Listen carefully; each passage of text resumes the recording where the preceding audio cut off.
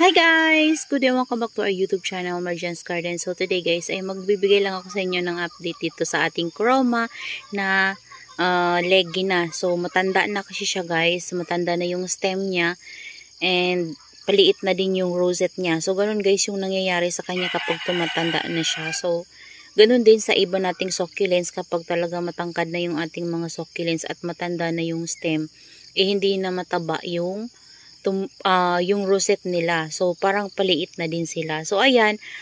Kaya napag-decidean ko na ikat na lang yung ating chroma para magkaroon ng babies yung matanda niya na stem. So, yun yung naisip ko para lalo din nating maparami si chroma.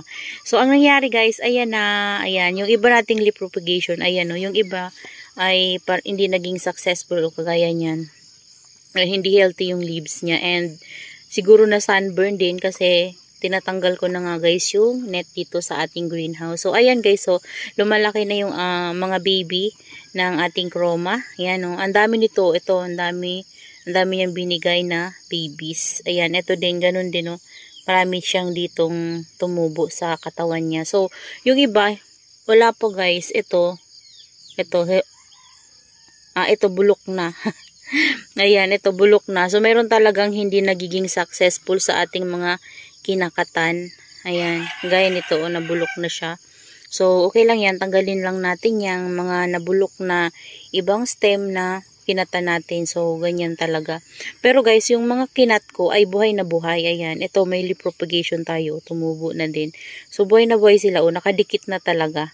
Yan. After ko kasi yan guys, ikat, nag-add lang ako ng rice hull sa taas, yung bulok na rice hull kasi wala pa tayong fresh na rice hull nun. So, yung ano na lang, yung bulok na, yung recycled ano na lang, pating mix ko, yun yung nilagay ko sa ibabaw niya. Tapos, saka ko pinatong itong mga kinat ko. So, yan, nakapatong lang yan guys, hindi talaga yan nakabaon. So, pinatong ko lang kasi nung kinat ko siya ay fresh pa yung sugat niya. Kaya patong lang talaga yung ginawa ko. Pero dry naman yung soil. And ayan na sila ngayon. So happy guys kasi ayan o, napakaraming babies na tumubo. Ayan. Tapos yung ating naman o, lumalago na. Ayan. Dito ko nilagay kasi guys yung mga ganito kong pot na bilog. Tapos maramihan na tanim. Ayan o. Ayan sila dyan. Ito, nilagay ko dito yung propagation ko ng Mendoza. Ayan o.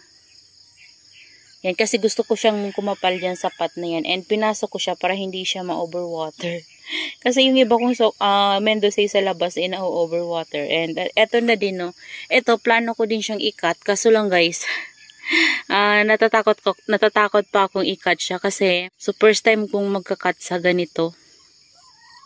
Yan, hindi ko pa alam kung paano ba siya i-propagate. Pero nakita ko sa ni Ma'am Jeneline. So, may ganito siya, kinat niya and nagbaby ng paikot.